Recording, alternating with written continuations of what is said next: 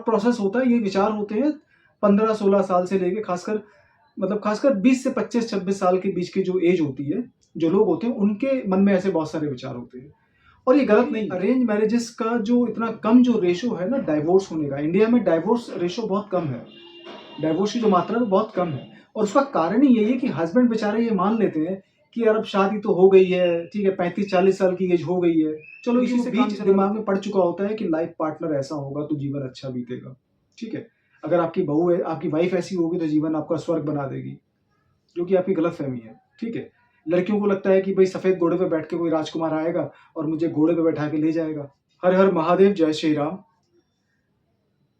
हमें कुछ चीजों की बहुत जल्दी होती है, खासकर जो युवा पीढ़ी है या फिर आजकल तो खैर हर एक व्यक्ति को हर चीज की जल्दी है, लेकिन एक एज होती है, चाहे वो किशोरावस्था हो, 14-15 साल से लेके 25-26 साल तक की जो एज होती है, इस एज के अंदर जितनी ज्यादा जल्दी होती है मतलब कुछ करने की, इस एज में होता है कि सब कुछ जल्दी जल्दी हो जाए, मतलब फटाफट करियर सेटल हो जाए, ठीक है, फटाफट हमारी एजुकेशन पूरी हो जाए, ठीक है, फटाफट मैं कहीं जाके पैसे कमाने लग जाऊं।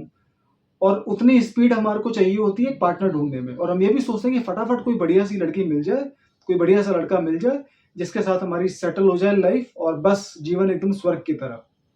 ये थॉट प्रोसेस होता है, ये विचार होते हैं 15-16 साल से लेके खासकर 20 से 25-26 साल के बीच की जो एज होती है, जो लोग होते हैं उनके मन में ऐसे बहुत सारे विचार होते हैं। और ये गलत नहीं है।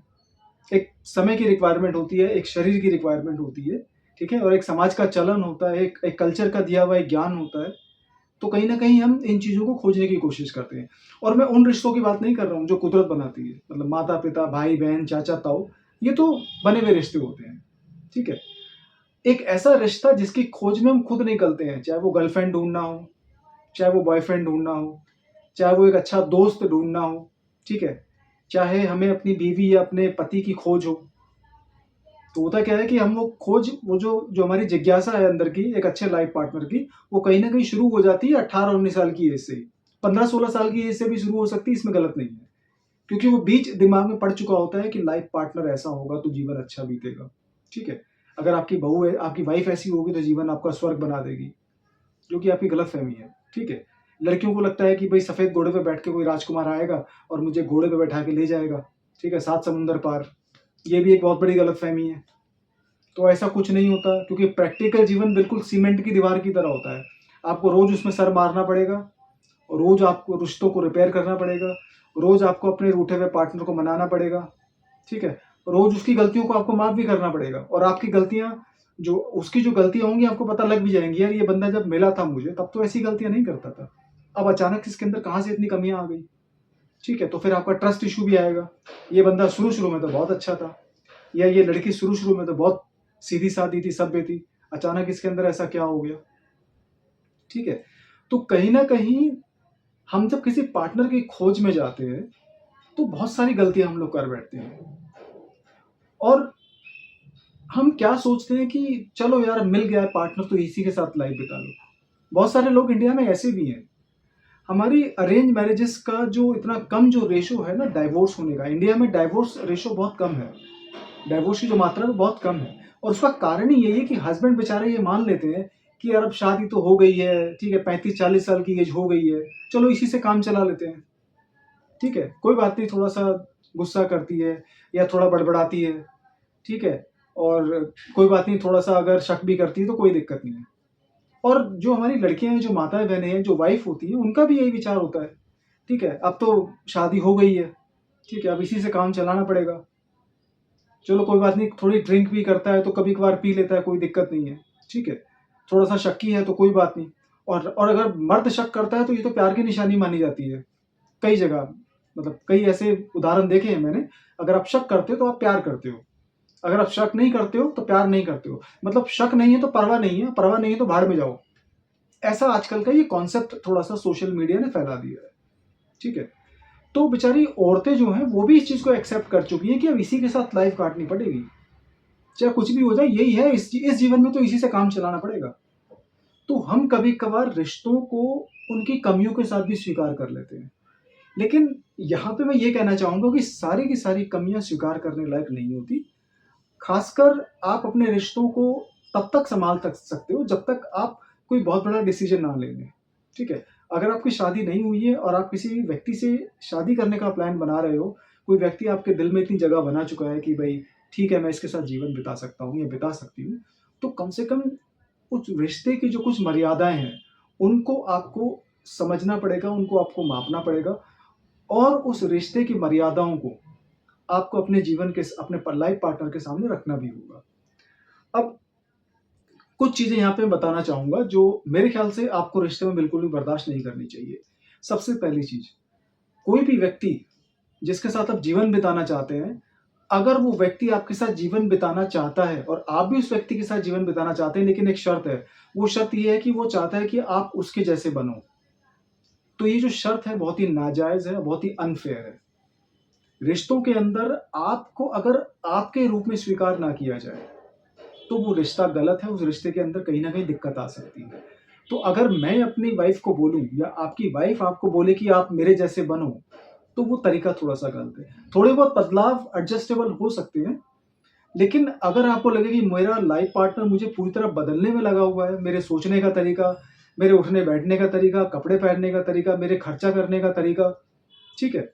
तो अगर सब कुछ ही आपके अंदर बदलने की कोशिश की जा रही है आपके लाइफ पार्टनर के द्वारा या आपके पार्टनर के द्वारा, तो कहीं न कहीं आपको इस रिश्ते में थोड़ा-सा सोचना चाहिए, ठीक है? अगर आप इस चीज़ के बारे में नहीं सोचेंगे, तो आप जो हैं वो तो आप रहेंगे नहीं और आपको जो बनने की कोशिश जो आपको बनाने की कोशिश की जा रही है, वो भी नहीं बन पाएँगे। तो होता क्या है, इस असमंजस में कहीं न कहीं फ्रस्ट्रेट हो जाएँगे, ठीक है? तो एक ऐसा रिश्ता जिसके अंदर आपको आपकी तरह स्वीकार ना करके किसी और की तरह बनाए जाने की कोशिश की जाए, तो वो रिश्ता गलत है। दूसरा पॉइंट मैं आपको बोलना चाहूँगा, एक ऐसे व्यक्ति के साथ रिश्ता ना रखें, जिस पे आपको बिल्कुल भी ट्रस्ट ना हो या कहीं न कहीं आपका ट्रस्ट इश्यू हो, ठीक है? और ये ट्रस्ट इश्यू होने के बहुत सारे कारण हो सकते हैं। आपका लाइफ़ पार्टनर आपको बोलता कुछ है और करता कुछ है। आपका लाइफ़ पार्टनर आपके साथ मतलब लाइफ़ पार्टनर ही आपका जो बॉयफ्रेंड, गर्लफ्रेंड भी हो सकता है या जिसके साथ आपका रिश्ता है या दोस्त भी हो सकता है। आपको प्रॉमिस कुछ और करता है और वो प्रॉमिस पूरा नहीं करता, ठीक है? तो कथनी और करनी में जो फ़र्क नज़र आता है, तो इसमें कहीं न कहीं ट्रस्ट इश्यू खड़े हो जाते हैं रिश्तों के दौरान, चाहे वो कोई भी रिश्ता हो, ठीक है? तो एक ऐसा रिश्ता, एक ऐसा व्यक्ति जिसके साथ आपको ट्रस्ट इश्यू हो, ट्रस्ट बहुत इंपॉर्टेंट फैक्टर है किसी रिलेशनशिप के लिए। तो अगर आपको लगता है कि आपका जो दोस्त है, पार्टनर है या बॉयफ्रेंड, गर्लफ्रेंड है, वो कहता कुछ है और करता कुछ है, तो आपको थोड़ा-सा सचेत होने की ज़रूरत है, ठीक है?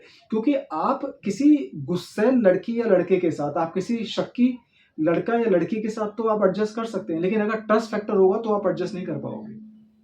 ट्रस्ट फैक्टर का डायरेक्ट कनेक्शन होता है कि जब ये व्यक्ति मेरे को झूठ बोल सकता है, तो ये झूठ कहीं भी बोल सकता है और ये इस रिश्ते के किसी भी पहलू में झूठ बोल सकता है।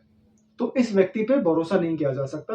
तो जिस रिश्ते में भरोसा ना हो, उस रिश्ते में अगर रिपेयर की गुंजाइश है, अगर चीज़ों को समझा के सुधारने की गुंजाइश है, तो आप सुधारिए। लेकिन अगर गुंजाइश नहीं है, तो उस रिश्ते में रह के आपको आगे जाके दुःख ही मिलेगा, सुख नहीं मिलेगा। क्योंकि ट्रस्ट फैक्टर बहुत सेंसिटिव चीज़ होती है।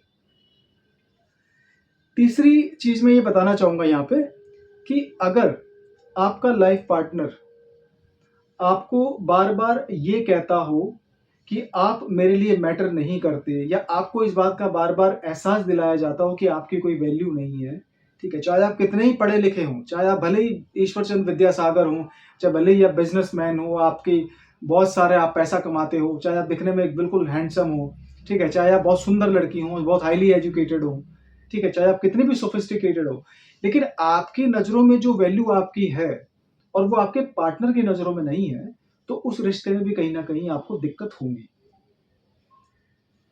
तो अगर आपकी वैल्यू नहीं है, आपके पास जो एक्सपीरियंस है, जो एजुकेशन है, जिस जिस कल्चर से आप बिलॉन्ग करते हैं, जो आपकी मानसिकता है या जो आपकी मान्यताएँ हैं, अगर उसकी कोई वैल्यू नहीं है, तो कहीं न कहीं आपकी भी वैल्यू नहीं है।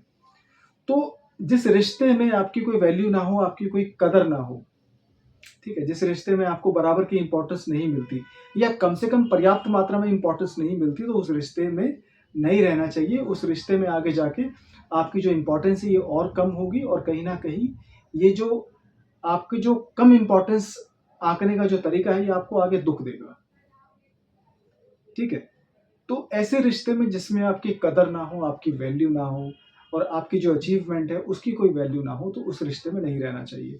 अगर आपकी वैल्यू नहीं है तो फिर कहीं न कहीं आगे जाके ये आपके आत्मसम्मान, आपकी जो सेल्फ रिस्पेक्ट है उस पे भी कहीं न कहीं सवालिया निशान उठाएगा। तो ये 2 या 3 चीज़ें मैंने जो बताई हैं ये बहुत ही बुनियादी हैं, बहुत ही फाउंडेशनल हैं और किसी रिश्ते को निभाने के लिए अपने आप को थोड़ा-सा एडजस्ट करें, लेकिन ये एडजस्टमेंट दोनों तरफ से बराबर होनी चाहिए। इस दुनिया में कोई परफेक्ट नहीं है, ना लड़की परफेक्ट है, ना लड़का परफेक्ट है। और ऐसा भी नहीं कि आप अचानक जुड़े किसी रिश्ते में और अचानक चीज़ें परफेक्ट होने लगी, नहीं।